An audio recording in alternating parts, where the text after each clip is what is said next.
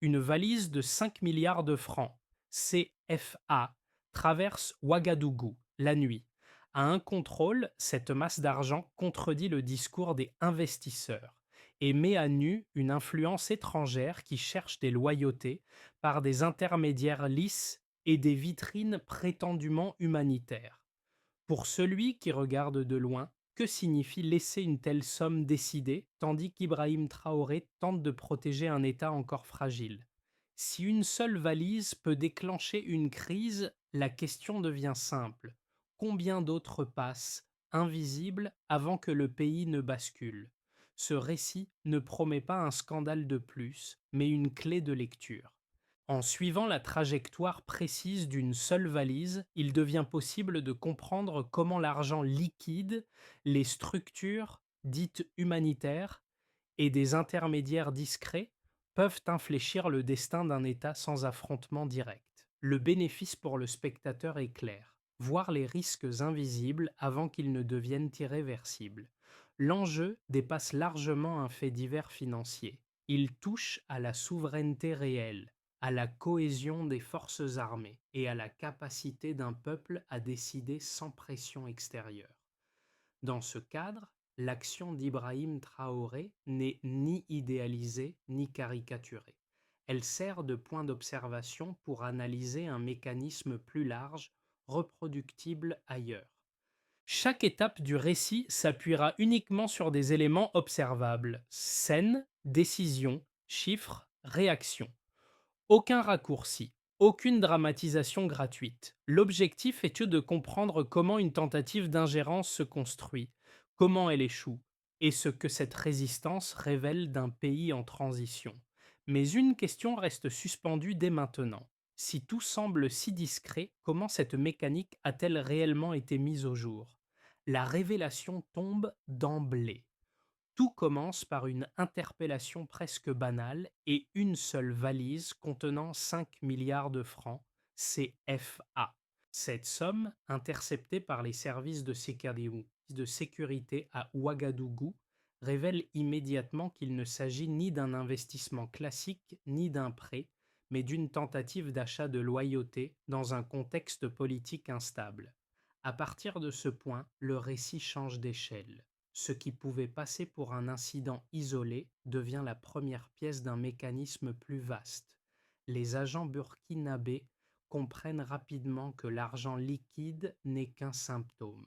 En remontant la piste, ils découvrent un réseau structuré composé d'anciens officiers formés à l'étranger, de financiers jouant sur plusieurs tableaux et de relais administratifs chargés de maquiller les flux. Chaque élément pris séparément semble anodin, mis bout à bout, ils dessinent une cartographie discrète de l'ingérence. Dans ce décor, Ibrahim Traoré décrit la période comme une guerre invisible. L'expression n'est pas rhétorique. Il ne s'agit pas de combats ouverts, mais de salons feutrés, de bureaux loués à la semaine et de rendez-vous présentés comme informels. Les leviers sont subtils: promesses de soutien, protocoles déjà rédigés, discours rassurants sur une transition maîtrisée. L'argent circule vite sans laisser de traces apparentes, précisément pour éviter toute confrontation directe. Le contexte rend cette manœuvre d'autant plus sensible. Le Burkina Faso traverse une phase de transition politique marquée par des défis sécuritaires persistants et une dépendance historique à certaines formes d'aide extérieure. Dans cet espace fragile, chaque décision peut produire un effet disproportionné. Une valise peut devenir un accélérateur, non parce qu'elle est exceptionnelle, mais parce qu'elle s'insère dans des failles déjà existantes. C'est ici que se referme la première boucle de curiosité. La distance entre une somme d'argent et le destin d'une nation n'est pas abstraite. Elle se mesure dans ses interactions minimes où, sans un seul coup de feu, une trajectoire collective peut être infléchie. La question n'est donc plus de savoir si une tentative a eu lieu, mais jusqu'où elle aurait pu aller. Au cœur de cette séquence, le récit se structure autour d'un petit noyau d'officiers burkinabés, ni héros spectaculaires, ni figures publiques. Leur rôle n'est pas de prononcer des discours, mais d'observer, de noter et de temporiser. Ce sont eux qui reçoivent les premiers signaux faibles, une rumeur persistante, une proposition trop polie, un rendez-vous présenté comme anodin. Rien de suffisamment grave pour alerter l'opinion, mais assez inhabituel pour éveiller la vigilance. Un premier officier accepte un entretien dans un bureau loué pour quelques jours. Les mots sont choisis, le ton rassurant, et la discussion reste volontairement floue. Ce n'est qu'à la fin que la valise apparaît, brièvement comme une évidence que personne n'ose encore nommer. La scène est courte, presque banale, mais elle révèle une méthode. Entrer par la porte ordinaire, sans menace ni contrainte. Un second officier, plus jeune, vit une expérience similaire. On lui promet une progression accélérée, un avenir sécurisé, dans une transition présentée comme inévitable. Les documents sont prêts, les engagements formulés à l'avance. Là encore, le piège ne repose pas sur la violence, mais sur l'anticipation. Tout est conçu pour donner l'impression que la décision est déjà prise ailleurs. Ces micro-épisodes produisent au thème des effets immédiats. Les informations remontent, les rencontres sont surveillées, les intermédiaires identifiés. Sans intervention visible, un dispositif se met en place. Chaque geste apparemment insignifiant contribue à dessiner les contours d'un réseau plus large. L'impact précoce est clair. Avant même la saisie de la valise, l'équilibre commence à se déplacer. Et c'est là que l'enjeu se précise en quelques mots. Résister commence souvent par ne pas céder en silence. Le déclencheur apparaît d'abord comme une simple rumeur. Dans certains cercles militaires, on murmure qu'un homme étranger, discret et méthodique, proposerait un soutien financier afin d'accompagner une transition politique jugée inévitable. Les premiers échos sont vagues, difficiles à vérifier, et pourraient facilement être écartés comme des spéculations de couloir. Pourtant, leur persistance attire l'attention d'unités chargées de surveiller les influences extérieures. L'information circule lentement, remonte les échelons et atteint finalement l'entourage présidentiel. À ce stade, la décision prise sous l'autorité d'Ibrahim Traoré n'est pas d'interrompre immédiatement les contacts, mais de les laisser se poursuivre sous contrôle. La logique est simple: observer sans provoquer, comprendre sans alerter. Une ligne de conduite s'impose alors presque minimaliste. Ne rien brusquer. Laisser les interlocuteurs croire que le terrain est favorable. Documenter chaque échange, chaque rendez-vous, chaque promesse formulée à demi-mot. La montée en tension se joue sur plusieurs jours. Les rencontres se multiplient, toujours dans des lieux anodins. Un restaurant anonyme choisi pour son va-et-vient constant. Un hôtel du centre-ville où les chambres sont louées à la semaine payées en liquide. Un appel téléphonique passé depuis une ligne cryptée, bref mais précis. L'intermédiaire parle peu mais propose beaucoup. Il évoque des appuis à l'étranger, laisse entendre que des cadres influents soutiennent déjà l'opération et insiste sur la nécessité d'une transition maîtrisée pour éviter le chaos. Tout semble calculé pour rassurer et accélérer. En arrière-plan, les services burkinabés suivent la trace des flux financiers. Ils constatent que l'argent ne provient pas d'une source isolée, mais de circuits déjà repérés dans d'autres tentatives de déstabilisation régionale. Cette découverte marque un premier seuil. L'affaire n'est plus celle d'un acte de corruption ponctuel, mais celle d'un réseau structuré, capable de mobiliser des ressources importantes et de coordonner ses actions à distance. Les équipes se renforcent, croisent leurs informations et sécurisent les officiers sollicités afin d'éviter toute pression supplémentaire. La bascule intervient lorsque l'intermédiaire, convaincu que l'accord est proche, fixe un rendez-vous décisif. La scène est préparée comme une formalité finale. La valise est là, pleine, lourde, prête à être échangée contre un engagement clair. Le lieu choisi est un hôtel du centre de Ouagadougou, suffisamment banal pour ne pas attirer l'attention. Au signal convenu, l'intervention est déclenchée. Elle est rapide, précise, silencieuse. Les gardes sont neutralisés, l'homme arrêté, la valise saisie, aucun coup de feu n'est tiré. En quelques minutes, une trajectoire de déstabilisation soutenue de l'extérieur s'effondre. Ce qui devait rester invisible devient soudain tangible. L'épisode marque un point culminant, non par la violence, mais par la clarté qu'il impose. La tentative est désormais exposée et ses répliques ne font que commencer. Le passage aux chiffres transforme un récit d'ombre en réalité mesurable. Entre juillet et octobre 2024, plus de 5,3 milliards de francs, CFA, ont transité par des comptes liés à des organisations humanitaires de façade. Cette base établit un point de référence clair. L'écart devient visible lorsque l'on constate que la valise interceptée n'était qu'une fraction opérationnelle d'un flux plus large destiné à irriguer des intermédiaires précis au moment où la pression politique augmentait. Autrement dit, le liquide saisi n'est pas une anomalie, il est un nœud dans un circuit déjà actif. Un deuxième indicateur porte sur les communications. 32 appels ont été enregistrés en moins de 3 semaines entre les personnes interpellées et des relais situés à l'étranger. La lecture de cette donnée est directe. L'intensité des échanges culmine au moment où certaines unités militaires subissent des tentatives de sabotage dans le nord du pays. Le delta est net. Lorsque la situation sécuritaire se tend, la coordination financière et politique s'accélère. Les enquêteurs y voient une synchronisation volontaire destinée à tester la solidité des chaînes de commandement restées loyales à Ibrahim Traoré.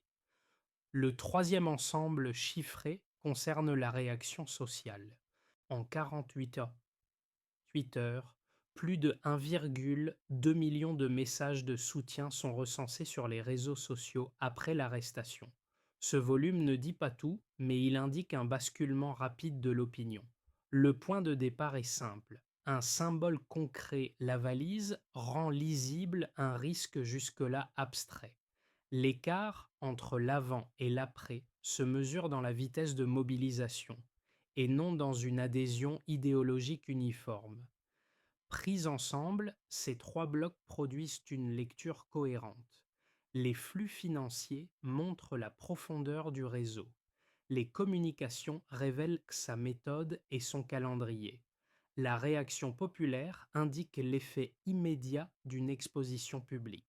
Le passage du qualitatif au quantitatif permet ainsi de refermer la boucle ouverte au début. Ce qui semblait relever de rumeurs trouve désormais des bornes vérifiables. Ces chiffres éclairent aussi la stratégie adoptée.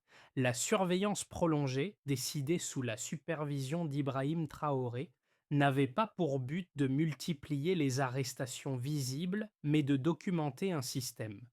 La différence est essentielle. Un coup d'éclat isolé aurait pu interrompre une opération sans en révéler l'architecture.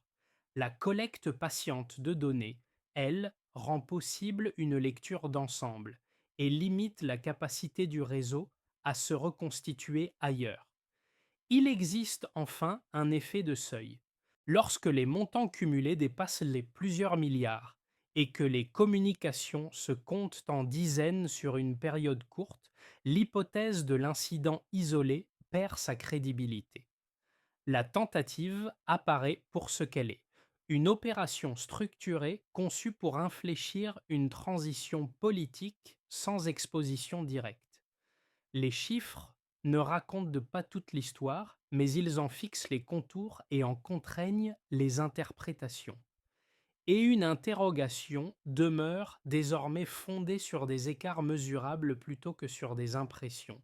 Si ces preuves scannimes sont publiques et documentées, comment seront-elles lues et contestées à l'extérieur du pays? Sur la scène internationale, l'affaire de la valise donne lieu à deux interprétations solides, chacune portée par des acteurs disposant de leur propre grille de lecture. La première, relayée par plusieurs chancelleries occidentales, et certains analystes sécuritaires décrivent l'épisode comme le symptôme d'une dérive autoritaire. Selon cette lecture, le pouvoir burkinabé verrait des ingérences partout, nourrirait une forme de paranoïa d'État et risquerait, par excès de fermeté, de s'isoler de partenaires essentiels. Les suspensions de coopération et les menaces de sanctions sont alors présentées comme des conséquences logiques, voire prévisibles, d'une stratégie jugée trop rigide. La seconde lecture, défendue par une partie de la jeunesse intellectuelle africaine et par des observateurs critiques des modèles d'aide traditionnels, avance un argument inverse. Dans cette perspective, la dépendance prolongée serait plus dangereuse que toute rupture temporaire. Les programmes conditionnels, les concessions minières déséquilibrées et les financements opaques entretiendraient une vulnérabilité structurelle. L'épisode de la valise n'apparaît plus comme une exagération sécuritaire, mais comme une illustration concrète d'un mécanisme ancien, rarement exposé aussi clairement. Cette lecture voit dans la fermeté affichée par les autorités une tentative de reprendre la main sur des leviers longtemps externalisés. La réfutation ne consiste pas à disqualifier l'un ou l'autre camp, mais à confronter ces narratifs aux données disponibles. Les chiffres publiés après l'arrestation montrent que la rupture avec certains partenaires n'a pas entraîné d'effondrement immédiat. Une hausse de 7% de la production aurifère et une augmentation de 12% des recettes minières en 2024 indiquent une capacité d'ajustement à court terme. Ces éléments ne suppriment ni les risques diplomatiques ni les fragilités économiques, mais ils affaiblissent l'idée selon laquelle toute affirmation de souveraineté mènerait mécaniquement au chaos. Ce face-à-face dessine un espace intermédiaire. D'un côté, le risque réel d'isolement et de pression accrue. De l'autre, la possibilité d'une autonomie progressive, coûteuse mais maîtrisable. C'est dans cet intervalle que se situe l'action conduite sous Ibrahim Traoré, ni rupture totale, ni alignement passif. Les faits ne tranchent pas définitivement le débat, mais ils déplacent ses termes. La question n'est plus de savoir si la fermeté est dangereuse en soi, mais à quelles conditions elle peut être soutenable. La phrase prononcée par Ibrahim Traoré, le Burkina Faso n'est plus à vendre, agit comme un révélateur plus que comme un slogan. Elle ne surgit pas au terme d'un sommet diplomatique ni après une négociation officielle, mais dans la continuité directe d'une opération discrète devenue publique. Cette déclaration marque un déplacement du cadre. L'épisode de la valise cesse d'être lu comme un scandale ponctuel pour devenir un test de souveraineté assumé. À partir de ce moment, le récit change de registre. Il ne s'agit plus seulement de déjouer une tentative d'ingérence, mais de rendre cette tentative lisible pour l'ensemble de la société. La mise en mots publics transforme une opération de renseignement en signal politique. Ce glissement est décisif, car il oblige chaque acteur, institution, partenaires extérieurs, population, à se positionner par rapport à une ligne clairement affichée. Ce point médian recompose aussi les attentes. Pour les soutiens du pouvoir, la phrase devient un marqueur de fermeté. Pour les critiques, elle soulève immédiatement une interrogation. Jusqu'où un État fragile peut-il aller sans payer un coût excessif? La valise, jusque-là symbole d'une menace invisible, se mue en pivot narratif. Elle cristallise une tension ancienne entre dépendance et autonomie, désormais exposée sans détour. La révélation centrale n'est donc pas la saisie elle-même, mais son usage. En assumant publiquement l'affrontement symbolique, Ibrahim Traoré transforme un épisode défensif en acte fondateur. Le centre de gravité du récit se déplace. L'enjeu n'est plus l'échec d'un réseau, mais les conséquences concrètes d'une ligne politique revendiquée. Alors, une question s'impose, presque inévitable. que produit réellement cette fermeté au-delà du symbole. Les effets de l'affaire de la valise se déploient rapidement selon quatre axes distincts, chacun révélant une facette différente de la fermeté affichée sous la conduite d'Ibrahim Traoré. Au niveau de l'État, l'épisode devient un levier politique et administratif. Les autorités engagent des renégociations de contrats miniers et imposent des clauses de réinvestissement local. Cette orientation accroît la marge de manœuvre budgétaire et renforce la cohérence institutionnelle. Elle reste fragile, mais elle introduit une logique de conditionnalité inversée. L'accès aux ressources suppose désormais des contreparties mesurables. Pour les entreprises, locales comme étrangères, l'impact est ambivalent. Les règles deviennent plus strictes, parfois perçues comme protectionnistes, mais aussi plus lisibles. Certains investisseurs se retirent, d'autres réévaluent leurs risques et s'adaptent à un cadre jugé plus prévisible. Les notes d'analyse commencent à évoquer un modèle Traoré, non comme une recette universelle, mais comme un cas d'école où la stabilité est recherchée par la clarification des règles plutôt que par l'opacité des arrangements. Du côté de la population, l'effet est d'abord symbolique, puis civique. La saisie de la valise et la communication qui l'accompagne provoquent une mobilisation rapide. Des messages de soutien circulent, des débats émergent dans les écoles et les radios locales, et des associations se structurent autour des thèmes de souveraineté et de corruption. Cette dynamique ne résout ni la pauvreté ni l'insécurité, mais elle modifie le rapport entre citoyens et institutions. La défense de l'État cesse d'apparaître comme une affaire exclusivement militaire. À l'échelle régionale enfin, l'épisode renforce les convergences au sein de l'Alliance des États du Sahel. Le Burkina Faso, le Mali et le Niger intensifient leurs échanges sécuritaires et économiques. Cette coordination donne une substance nouvelle à une alliance souvent jugée théorique. Le nom d'Ibrahim Traoré circule alors comme le symbole d'un repositionnement géopolitique capable d'influencer l'équilibre régional sans passer par les canaux traditionnels. Ces quatre lignes d'impact montrent que la fermeté ne produit pas un effet unique, mais une recomposition simultanée des sphères politiques, économiques, sociales et régionales.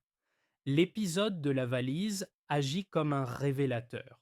La souveraineté revendiquée a un coût, mais elle génère aussi des effets d'entraînement concrets. Reste à savoir comment cette dynamique se projette dans le temps et quelle trajectoire elle ouvre réellement pour les mois à venir. À partir des effets déjà observables, trois trajectoires plausibles commencent à se dessiner pour les prochains mois. Elles ne prédisent pas l'avenir, mais elles permettent de comprendre les marges de manœuvre réelles ouvertes par la ligne actuelle. Dans le scénario de base, la dynamique engagée se prolonge sans rupture majeure. Les institutions continuent donc de se consolider, les forces armées poursuivent leur réorganisation et les renégociations minières s'inscrivent dans des cadres juridiques plus stables. La croissance reste modérée autour de quelques de points, suffisante pour éviter une contraction économique, mais insuffisante pour transformer rapidement le quotidien. Les tensions diplomatiques persistent sans dégénérer. Dans cette configuration, le pays avance lentement au prix d'un effort constant de gestion et de communication. Le scénario le plus favorable repose sur une intégration régionale renforcée. Si les projets communs au sein de l'Alliance des États du Sahel se concrétisent, des effets de levier apparaissent. Mutualisation énergétique, corridors commerciaux sécurisés, coopération agricole accrue. Ces éléments réduisent certains coûts structurels. La crédibilité régionale progresse et les partenariats africains se multiplient. Dans cette hypothèse, la croissance s'accélère sensiblement et la ligne de fermeté gagne en légitimité, car elle s'accompagne de résultats visibles. Le scénario le plus risqué suppose un durcissement des pressions extérieures. Des sanctions financières ciblées, des campagnes de dénigrement et de nouvelles tentatives de déstabilisation pourraient fragiliser l'économie. Une contraction même limitée du produit intérieur brut suffirait à raviver des tensions sociales et à tester la cohésion interne. Dans ce cas, la souveraineté revendiquée resterait intacte sur le plan symbolique, mais son coût deviendrait immédiatement tangible pour la population. Face à ces trajectoires, une règle de lecture s'impose naturellement. Ne pas confondre vitesse et direction. Un pays peut ralentir ou trébucher sans renoncer à son cap. Ce sont la cohérence des choix et leur capacité à produire des ajustements progressifs qui détermineront la soutenabilité du projet. Et derrière les opérations de renseignement, les chiffres et les décisions politiques, demeure une question simple. En quoi cette histoire concerne-t-elle celui qui regarde, où qu'il se trouve? Pour établir ce lien sans sortir du registre factuel, trois angles permettent de passer du niveau macro aux expériences individuelles. Le premier angle concerne le rapport à l'autonomie. Dans de nombreux contextes, professionnels ou civiques, des opportunités se présentent sous la forme d'aides rapides, de financement attractif ou de partenariats clés en main. L'épisode de la valise rappelle que ces offres peuvent contenir des conditions implicites. Le spectateur peut y reconnaître une tension familière. Accepter un avantage immédiat peut parfois réduire une marge de décision à long terme.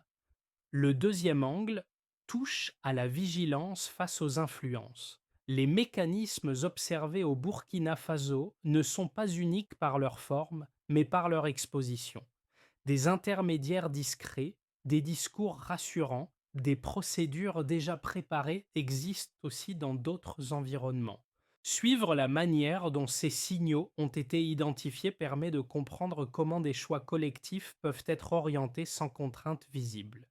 Le troisième angle relève de la responsabilité individuelle. Le récit montre que la bascule n'a pas été empêchée par une mobilisation massive, mais par une série de décisions discrètes prises par un nombre limité d'acteurs. Cette logique peut résonner pour des publics variés, employés, étudiants, entrepreneurs ou fonctionnaires. Dans chaque cas, la loyauté et l'éthique se jouent souvent dans des gestes ordinaires, difficiles à valoriser mais déterminants lorsqu'ils s'additionnent. En reliant ces trois niveaux, l'histoire ne propose ni modèle universel ni morale simpliste. Elle suggère une lecture transposable. Les grandes dynamiques politiques s'ancrent souvent dans des choix individuels apparemment mineurs. Comprendre ces mécanismes, c'est déjà réduire leur pouvoir d'influence. Après l'exposition publique de la tentative d'ingérence, il ne s'agit plus seulement de réagir, mais de structurer une réponse durable. Sous la supervision d'Ibrahim Traoré, les autorités décrivent une feuille de route articulée en plusieurs étapes, chacune associée à des acteurs précis et à des critères d'évaluation observables. La première étape concerne l'assainissement des flux financiers. Les administrations financières renforcent les mécanismes de traçabilité en ciblant en priorité les circuits présentés comme humanitaires. Les contrôles deviennent systématiques et leur efficacité se mesure au nombre de canaux fermés et de transactions réévaluées. L'objectif n'est pas l'interdiction générale, mais la réduction des zones grises exploitables. La deuxième étape porte sur l'encadrement des ressources minières. Les ministères compétents renégocient certaines clauses afin d'augmenter la part de valeur conservée localement. Les indicateurs retenus sont simples: proportion des bénéfices réinvestis, transparence des contrats et délai de publication des données clés. Cette étape vise à limiter la dépendance sans interrompre l'activité. La troisième étape consiste à institutionnaliser l'expérience.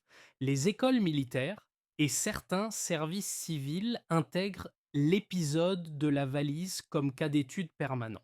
Le critère de succès réside dans la capacité des unités formées à détecter plus tôt des signaux similaires et non dans le nombre d'arrestations spectaculaires. La quatrième étape engage la société civile. Journalistes, radios communautaires et associations sont encouragés à documenter et débattre des tentatives d'influence. La progression se lie dans la qualité des enquêtes publiées et la diversité des voix impliquées. Enfin, la transparence devient une méthode transversale. La publication régulière de données et l'acceptation du débat public servent de barrière aux récits imposés de l'extérieur. Cette approche ferme la boucle ouverte plus tôt. La souveraineté ne repose plus sur un événement mais sur des pratiques répétées. Lorsque la nuit retombe sur Ouagadougou, une image persiste presque immobile, celle des officiers qui, aux premiers instants de la manœuvre, avaient choisi de ne rien précipiter.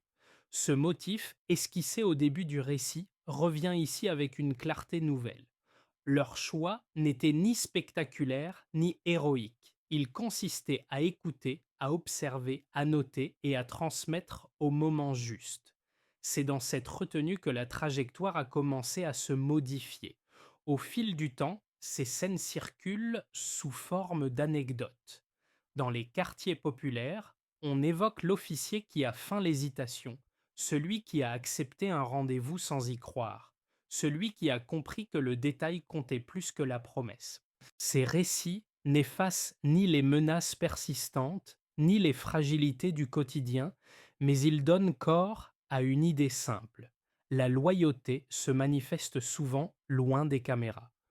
Pour Ibrahim Traoré, cette séquence devient un point d'ancrage symbolique. Lorsqu'il affirme que le pays n'est pas à vendre, la phrase résonne différemment à la lumière de ses gestes discrets. Elle ne renvoie plus seulement à un discours, mais à une chaîne de décisions silencieuses qui ont empêché une bascule sans violence.